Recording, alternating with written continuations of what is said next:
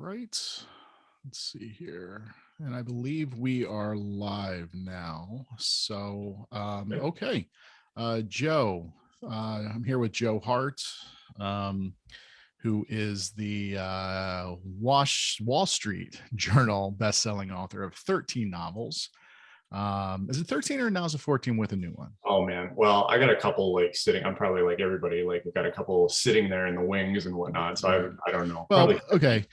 Yeah. Best-selling Wall Street Journal best-selling author of more than a dozen novels that include The River is Dark, Obscura, Yeah. There you go. and The Last Girl. He's even had some graphic novels, correct, in the works, several short story collections. And yeah, today we are here to discuss his new book, Or Else. This is an arc that Joe was very kind to send me a while back.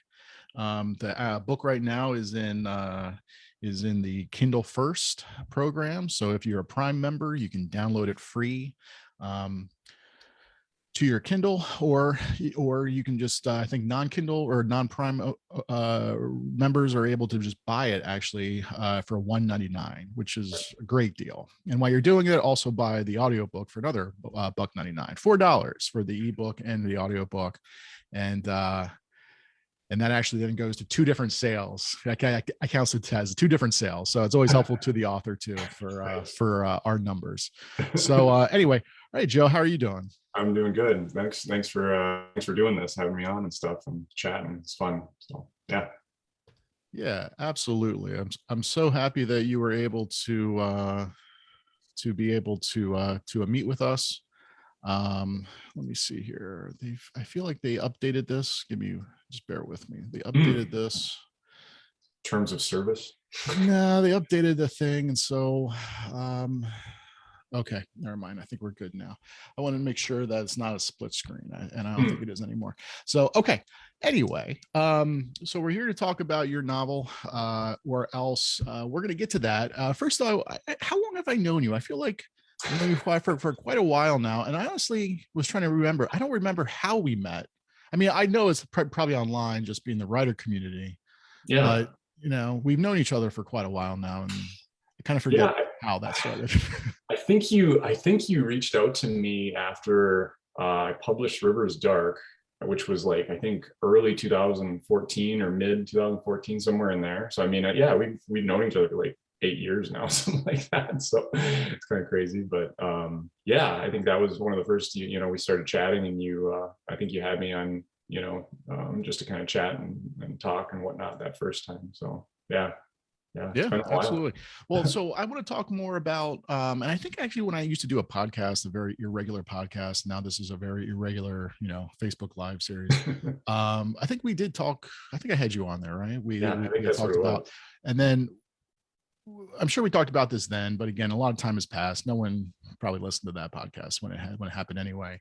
But what, kind of like, how did you start with the writing? Obviously, I think it'd be fair to say that starting out it was more horror. You were more of like a quote unquote horror writer.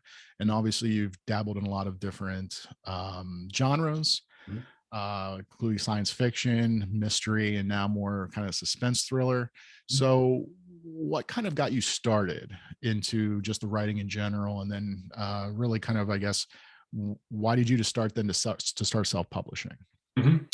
Yeah, so I mean, I always loved to read. I mean, that's kind of how I got into writing. It's just my love of reading. My mom at a really young age, she used to bring me to the local library, and wouldn't tell me to only go to like the kids section. She'd let me come like pick out books from the adult section. So I mean, I was reading, King and Straub and different stuff like that pretty early age. So that got me hooked, and which kind of shot me into the horror stratosphere too when I first started writing. It's what I always wanted to write, scary stuff and whatnot. So yeah, and then I dabbled in some different things all through high school and college and stuff, and really got serious about it like in my late 20s, I suppose. And that's about when Kindle was kind of coming around and whatnot. And it was just an interesting time to kind of see what a lot of other people were doing, J.A. Conrath and Blake Crouch, and a lot of these people that were self-publishing, at first and whatnot. And I mean, you were in there too. You were kind of one of the early people as well. And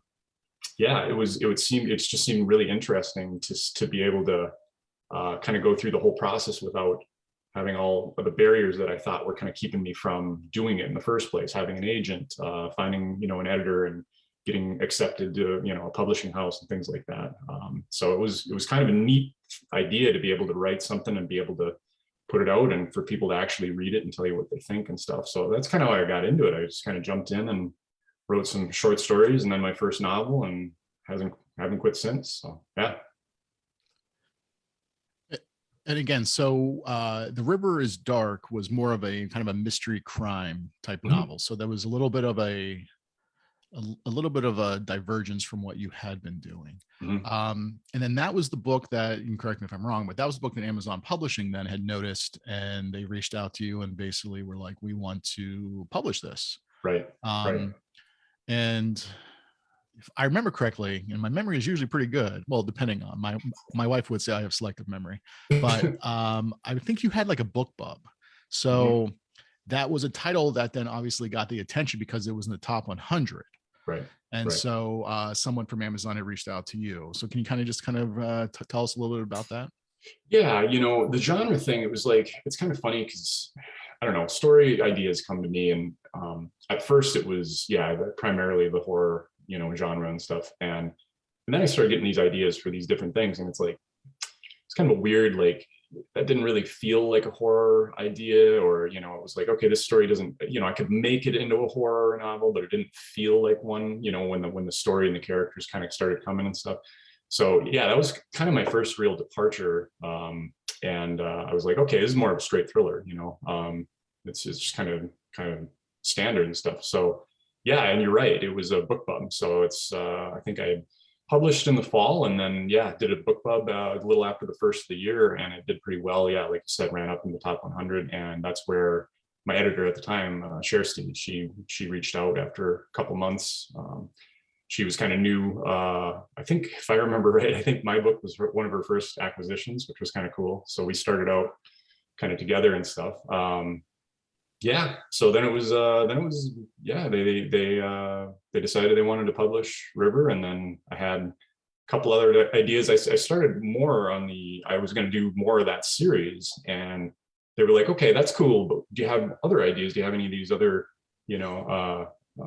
directions you want to go? And then The Last Girl and the Dominion Trilogy kind of came to me as an idea that had been kind of percolating and stuff. So I was like, well, how about this? And they're like, wonderful. They were over the moon about that. So they were like, yeah, let's do that next. And then from then on, it's been book here and there with them. I've self-published some since then, and bounced kind of back and forth between the genres a little bit. I kind of feel as I get older, it's like it's the same thing a little bit. Like if an idea comes, then it's like, okay, what genre is this? And I'm not going to like kind of just set something aside because it's not what I'm working in at the time. I'll do that for like short stories specifically. Usually my horror stuff is short stories now, which is kind of interesting. Is these ideas come and it's like, okay, that's not a novel, but it's a really cool short story. So I've been writing short stories and kind of setting them aside, and when I get enough for like a collection or something, then I'll try and put that together and put it out on my own and whatnot. But yeah, that's kind of been the journey so far. I've kind of taken each idea as it comes. I have an idea for another horror novel, but it's really a really big kind of idea that I'm not ready to tackle yet. So that's going to be a little ways down the trail. But I have a lot of these other ideas for, like you were talking about, suspense and a little bit of mystery, a little bit of thriller and stuff. So it's those are like piling up. There's 3 or 4 deep there that I need to kind of get down and get synopsises down and whatnot. So yeah, that's kind of where I'm standing today. So yeah. So with The Last Girl, obviously that was probably your breakout. That was the one that had been in Amazon First Reads as well. Right. I believe it was the second book then that then garnered the Wall Street Journal bestseller status. Right. So yep. That trilogy obviously did extremely well for you. I know some things that happened behind the scenes that didn't really work out, but stuff that did work out for you was they ended up doing like kind of like a comic book series a little bit. Can you kind Yeah. of can you talk about that, like what that experience was like? Yeah, it was, Jet City Comics is their kind of their comic arm at Amazon Publishing, and my editor at the time was kind of working with the editor over there for kind of cool crossover ideas where um, certain books, that would be, a good candidate for something that would translate well into the comic book kind of arena and stuff. And she suggested you take a look at the trilogy, and he loved it. So yeah, he was like, "This is cool. Let's set it up. Let's get some artists on board." Another a writer who actually knows what they're doing as far as the comic book, genre and stuff. So I got to work with him. His name's Stuart Moore, great guy. Yeah, so we kind of hammered out kind of a neat, it was a subplot idea from the books themselves. So I had a character that kind of was a walk-off character, who was just kind of mentioned a couple times throughout the book, and eventually showed up again in the last book, but just for a couple chapters. And we talked about, well, that'd be kind of cool to see what happened to her in the interim while this other bigger story was going on. What happened to her? Where did she go? And, who did she interact with and stuff? So that's kind of where we took that. So it was really fun to kind of do a little divergent thing from my main storyline that was going on, and have this whole other peel off into this whole other idea and the storyline, and explore the world a little bit more to see what was happening, outside what I was doing in the trilogy and whatnot. So that was, I don't know, it was really cool, like seeing, characters and storyline come to life in the pictures and whatnot. It was like, I don't know, I never thought that would happen for sure when I was a little kid, like, looking at comic books and someday my name would be on one of them. That was pretty cool. So that was fun. That's very cool. So I'm trying to so yeah, let's I guess start talking about the new book. So after all the, so like you mentioned, you had been doing a lot of some self-publishing. You had published with Amazon. You ended up doing Obscura as well. And again, that was straight science fiction. For the Maybe most a part, little bit thriller-esque into it, yeah, but essentially, if you had a pigeonhole, it was going to be a science fiction book. yeah, yep. So then you go from that to Now or Else, Yeah. which quite honestly is, I mean, again, I mentioned before, it's a suspense thriller. Mhm. I mean, it's literally a suburban suspense thriller. It takes place in like, just a little neighborhood. Yep. Do you find that it's easy, I guess, to kind of genre hop, or do you find that maybe you struggle a little bit, and then at the same time, do you find that too that your readership is happy to kind of go with you, or are there some readers who are like, okay, I'm okay with this, but I'm not really interested in any of this? Yeah, I mean, I think there's always going to be those readers that they tuned in initially for the horror, and I haven't had a ton of that in recent years come out, a little bit here and there. They're going to maybe kind of not tune in as much anymore, which is okay. That's fine. And I know they pop up when I release something that's gotten a little more horror overtones and things like that.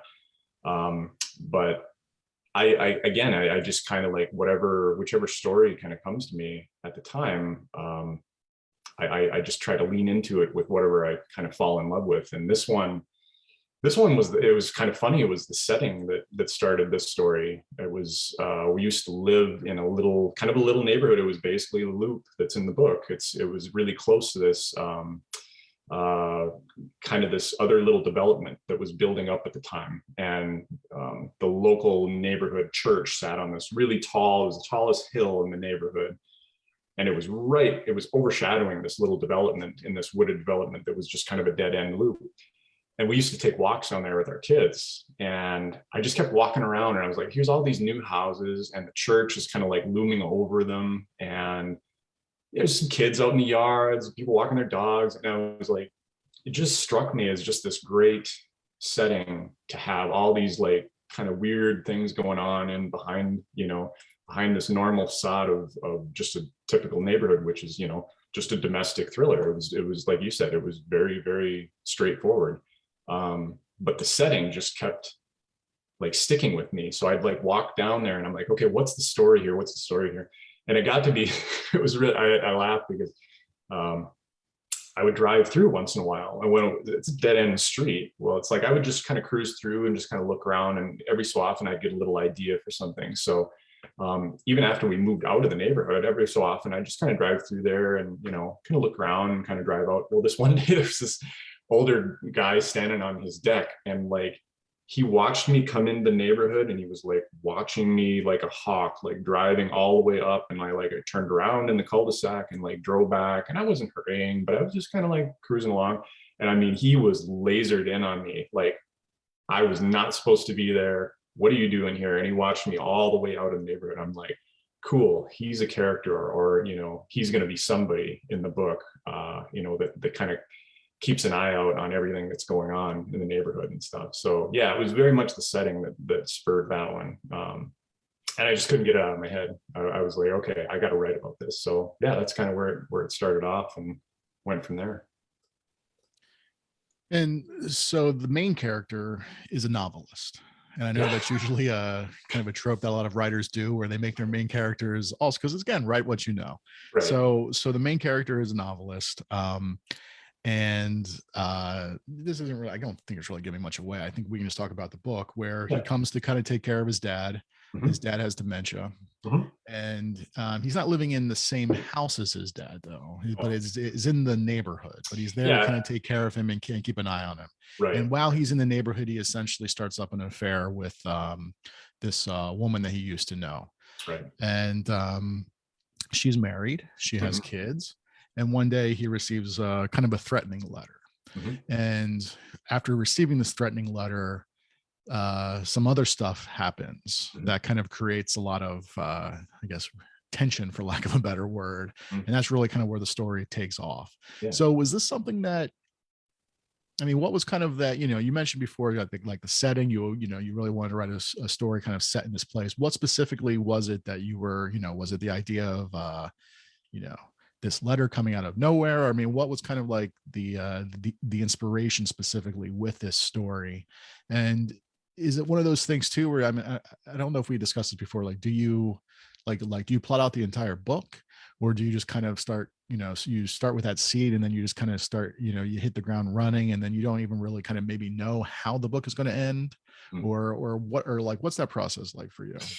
Yeah, I mean, there's a couple things that jumped out, you know, when I started this book. There was, and that's what I find myself doing when I go to write something, is won't be just one thing. It'll be like three different things. And it's that idea of, okay, what's driving this story? Who's the characters? And then what are all the little facets of their life? You know, what happened to them? What have they dealt with so far? You know, and what do they want and where are they going and stuff. So there was two or three things that kind of drove that. One thing in particular that kind of jumped up, you know, when I first started thinking about this story was, speaking again of the local church, there was a community member who, she was deeply involved in the church and the community in our town here. And she had a total falling out with the church over her being gay. She was basically openly gay for the whole time she was there. And I'm not sure what the dynamics were as far as like it being a small town, or if people, you know, what actually happened. But there was a pretty big uproar about it at a certain point, because at a certain point, the priest who was at the church, he basically fired her and told her to leave, that he couldn't have her there anymore. She was an employee of the parish and stuff. And it was kind of a major thing in the community because she was so prominent in the church. People, you know, loved her. She was a big part of, you know, the place there and the feeling and everything. And she moved out of the community with her partner to a different place that was more accepting and whatnot.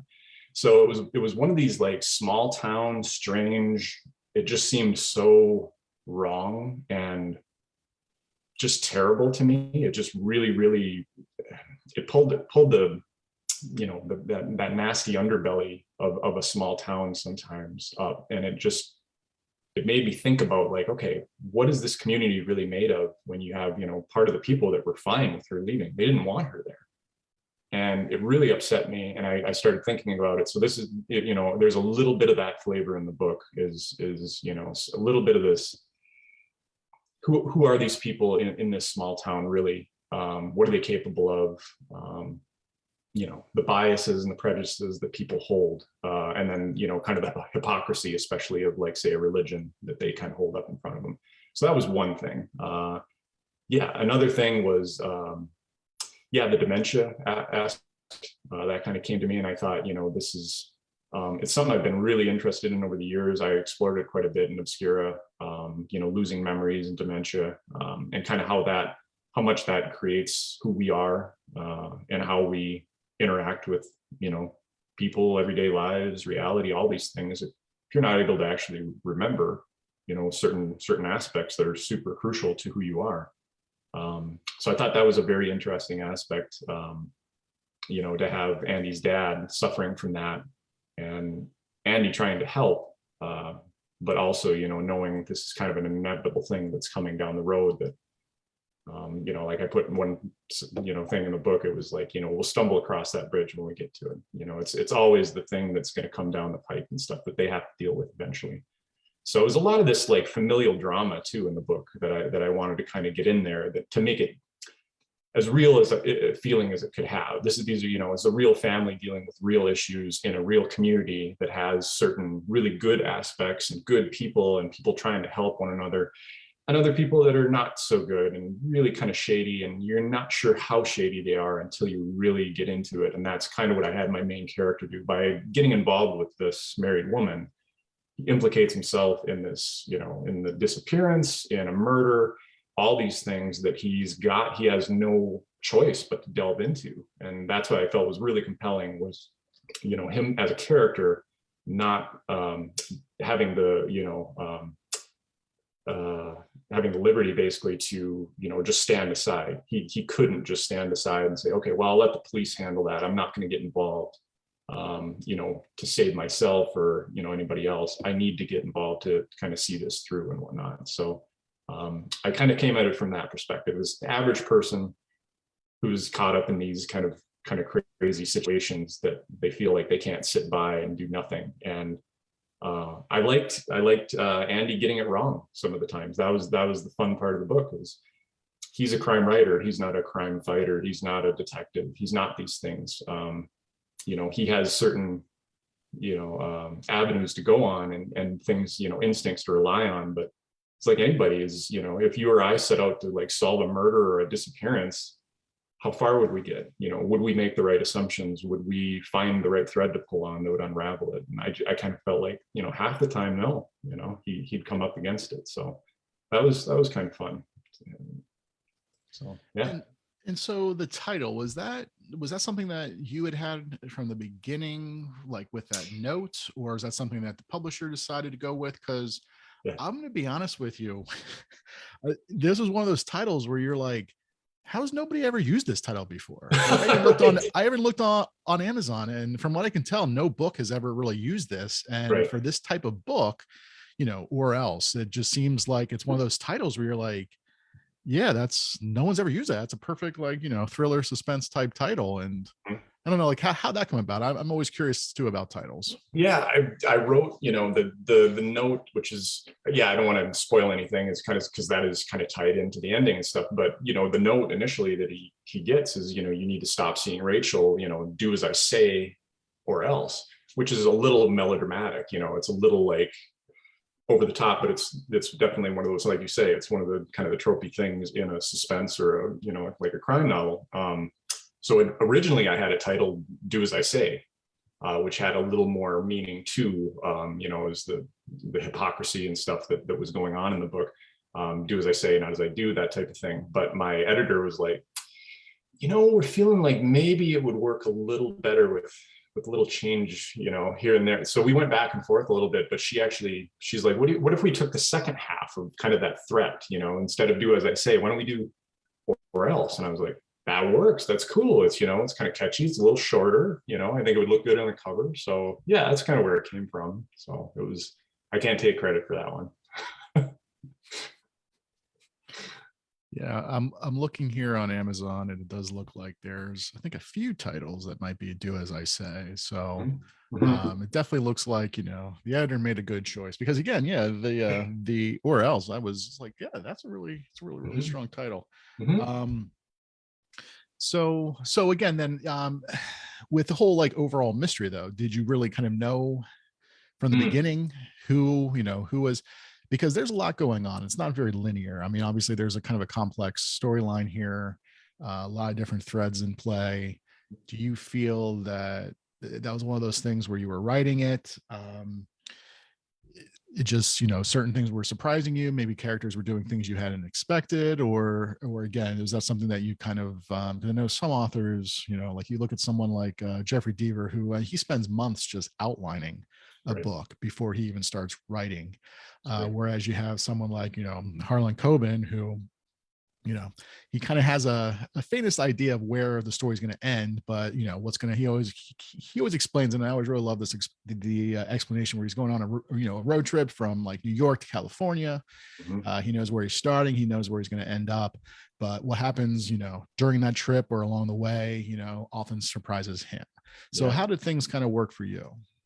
Yeah, I typically do some outlining, and then leave enough room where I can surprise myself, which is, I feel like that's a big part of the fun of writing, is when you have those little breakthroughs or these moments where you're like, oh, that's how that piece fits together because they're going to do this, or you get to know the characters a little bit more as you're writing them. I feel like it's always a process. Once they kind of reveal themselves a little more to maybe it's partway through the book and you go, oh, okay, all right, this is why they're actually doing this, and I know how I'm going to end up where we're going to end up now. With this one specifically, and this is probably the first time I've actually ever done this, I wrote the ending before I wrote anything else, which I'd never ever done that before. And I thought, okay, this is kind of crazy, but it feels right to write this last chapter. So that's what I did. I sat down and I was like, okay, I'm gonna write the last chapter. And for this book specifically, it worked really well because I had that endpoint pretty much cemented in place from the moment I started writing. I knew where I was going to end up. I knew the characters had to kind of follow a line to get to that point. Otherwise, it wasn't going to make sense. But I felt like, okay, here's the ending that I really, really fell in love with. I had this moment, this, kind of singular moment, basically on the last page of the book, where I wanted this little bit of an epiphany for the characters. And I was like, I got to write that first. And that really helped guide a lot of the other things and the decisions and the choices that went on throughout the book. So I haven't done that since. I've written a couple of books since this one, and I had more of a general idea of what was going to happen, but not really concrete. And I don't know. I think it depends on the book, but for this one, it was super crucial. I don't know if I would have been able to do it otherwise if I hadn't wrote the ending first. So it's kind of fun to do it that way instead of because usually I just kind of go linear. I make my outline and then I just start and go point A to point B. But this was a working backwards a little bit, which was, yeah, it was fun. So, and it looks like you will have also another book out with Amazon. I know you announced not too long ago that Thomas and Mercer acquired your next book called Where They Lie. Mhm. I know obviously that book's going to come out, in a year, so we don't want to spend too much time on it. But is there any kind of a little bit of a sneak peek or anything you can kind of tell people about it? Yeah, Where They Lie, I kind of, I almost want to say that it's almost like the other side of the coin of Or Else. I have a main character that's not a romantic in Where They Lie. She's a little more cynical, little more of a realist versus Andy. He's kind of hopeful and is going to keep trying, and he's going to get to the end goal, and hopefully everything's going to work out. And my main character in Where They Lie, she's been through a little more trauma and kind of seen the layers pulled back from the world, and isn't impressed by what she's seen. So the storyline is a little darker. Yeah, it's kind of, but it has some connections. It has some nothing direct to this book, but I feel like since they were written back to back, it was almost like, yeah, I flipped the coin over and saw, okay, this is the nice shiny side, which is Or Else, and the other side is a little little darker, a little dirtier version, which is where they lie. So yeah, I'm excited for it. It's pretty fast paced. It's as fast paced or more than Or Else. Again, fairly short novel. Probably, I think about it, I think it's the shortest novel I ever wrote. So before this one. So yeah, it's lean and mean. So I'm excited to see what people think next year. But yeah, it's a while off yet. So. Now, so Or Else is written in first person from Mhm. Andy's point of view. Yep. Is it the same with the other book, or do you? It is. Yes. Yep. So yep, I did the same, which is yeah another kind of similarity there where I felt sometimes I felt like yeah, it was like I said, doing the same thing with the coin thing. It was Andy, but this is a kind of a tortured version and a different person. But yeah, same first person point of view. It really seemed to click with this story too. So yeah. Do you ever find, I don't know, sometimes it's always interesting, I guess, to hear how writers decide how they want to write the novel. There are times where yeah, going into it, you're like, you know what, this is going to be written from first person or third person, sometimes even second person.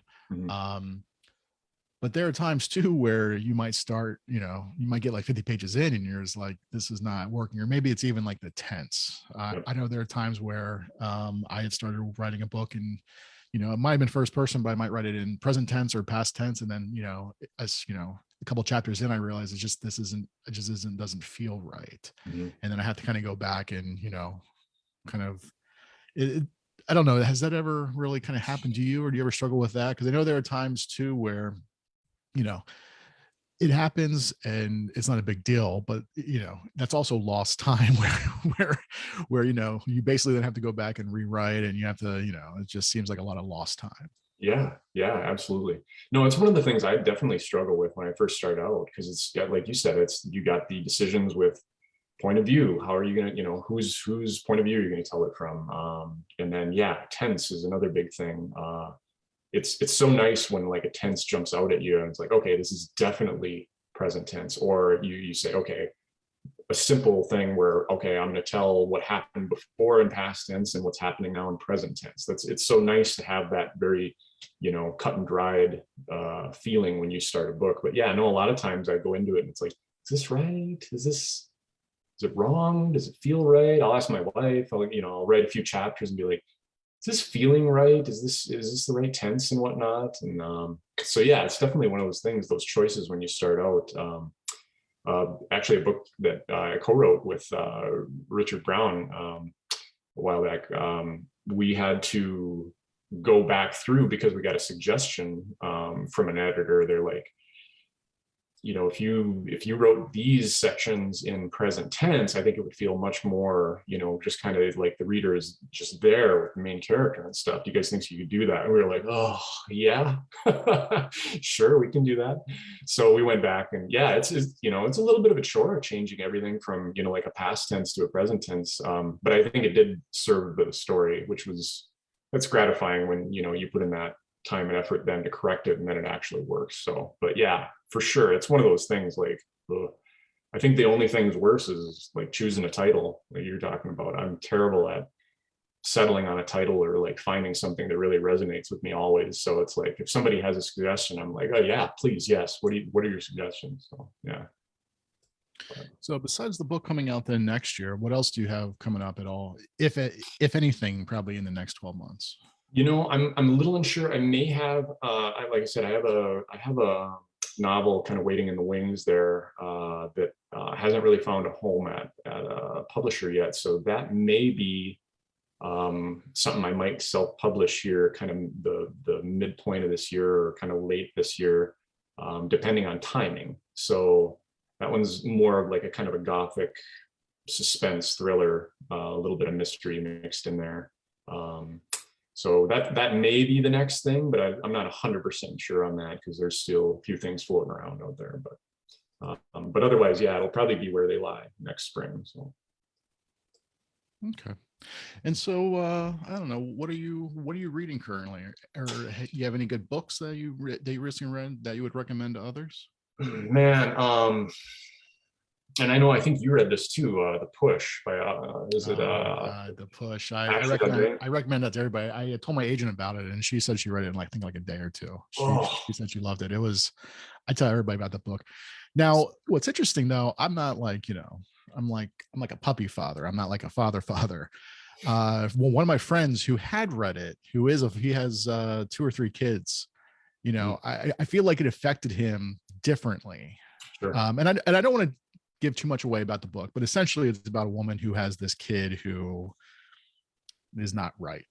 I guess is the easiest way to say it. Yeah. So I mean, how did that, being actually a father yourself, did that affect you, do you think, in a way that had you not been a father? Yeah, I think it might have. Yeah, I mean, it's a scary book. It's really scary. And she does such a good job with painting, the mother, the main character, as you're really in her shoes and you really feel for her and you can see the mistakes she's making and you can see she's really trying. So I think that was really resonated with me, is that's so much of what being a parent is about, is there's no actual blueprint for fully raising kids and like figuring out what the right choice is all the time. You just do the best you can with each situation, and you learn as you go, and they teach you and you teach them. So yeah, having a situation where, like in that book, where you're almost at odds with your child, or it's like a game of cat and mouse in a sense, for certain aspects, was really frightening and scary. And I think it speaks more, yeah, on that level of parenting, where you sometimes you do feel like that. You feel like, geez, am I doing the right thing here? Or does my kid have a point? And do I need to try and see it better from their perspective? But like, what's reasonable, what isn't, and things like that. So yeah, it was great. It was one of probably the better books that I've read in the last couple of years. Like you said, flew through it. I mean, it was just, couldn't put it down. So yeah, I do the same thing. I tell everybody about that book. And the last line of that book, I mean, there are things where people talk about how, first lines are very important, which is true. Yeah. But I think oftentimes last lines are really good too. I mean, there are certain books where I remember them more because of like specifically like the last page. Yep. And with The Push, the last line, I Mhm. don't know, it was one of my favorite last lines ever. I don't know why. Yeah. It's really Oh, good. just haunting. Yeah, it's just haunting, So that's, no, I agree. I think opening lines are great, but I think the how you close it out is just really, I think, sticks with people. And if it resonates, that's what they'll remember. Because that's, I love talking to a couple of people that I recommended the book to, and they're like, oh, that ending. And it's like, yeah, huh. So yeah, it's great. Yeah. Um, no, I love that one. I'm reading. What am I reading right now? The Croning by Laird Barron. That one came out quite a while ago, but I kind of missed it when it came out. So Laird's fantastic. I'm watching Severance on Apple TV, which is blowing my mind in all the Se- best ways. yeah, no, Severance is amazing. I'm very curious to see where it ends up. But yeah. And I'm also hoping that it's only just like one season. Okay. I mean, Okay. again, we'll see where it ends up. But Right. sometimes with some of these shows, they're perfect just being like, 8, 10 episodes and that's it. Yep. Um, Yep. we started watching there's a From. It's kind of like a Oh, yeah, yeah. it's Mhm. about this town where people just kind of get stuck, and then at night there's like these demons or whatever. And I guess I don't know if I'm this is correct, but I think like one of the writers or one of the creators used to write on Lost, Sure. and so already a few episodes in, I'm worried that like this is just going to be a thing that just never really ends. Right. Right. Right. So, Yeah. but yeah, no, with Severance is just, again, I'm very excited to see where Yeah. that show goes, because it is amazing. Yeah, I love it. I love the writing. I love the nuance with the characters. It's fantastic. So yeah, I'm excited too. Yeah, I hope they can pull off wherever they're going with it. Because yeah, like you said, sometimes yeah, it's shows overstay their welcome, or they don't stick the landing, and it's disappointing. But this is, yeah, it's got a lot of potential. I'm having a lot of fun with it. So yeah, yeah. So I can't think of anything else right now off the top of my head. Is there anything you want to announce to the world? Anything you want people to know? No, I mean, just I love the people are, been reaching out about the book. They've been reviewing it and they've been being mostly kind, so that's good. I'm glad people are enjoying it. Yeah, I'm excited to see where it goes and what happens and whatnot. So it's been a fun ride, getting ready to get out in the world, and yeah, hopefully people are grabbing it and loving it. So yeah, that's it. All right. Well, Joe, thank you so much for stopping in. Again, Yeah. Joe Hart is the author of Or Else, which is out right now from Amazon Publishing. The official launch date is actually going to be April 1st, but Yes. because Amazon has their Kindle First program, essentially, if you're a Prime member, you can download it for free. If not, $1.99. And then is this also just in the US, or is this also in the UK and Australia, Canada? Yeah, I believe it's for sure in the UK. And I'm trying to think if they are doing it in. I hadn't seen anything specifically for any other countries outside of that, but I can't remember. I'd have to look. But I'm about Okay. 99% sure it's in the UK too. So yeah. Okay, but it's definitely so okay. So it's US and UK for sure. So Mhm. okay, well that's good. That's Yeah. really cool. Yeah. All right. Well, thank you again, Joe, and everybody go check out Joe's book. Go check out his webpage and buy a bunch of his books. So, all right. Thanks, Joe. Yeah. Thanks for having me on, man.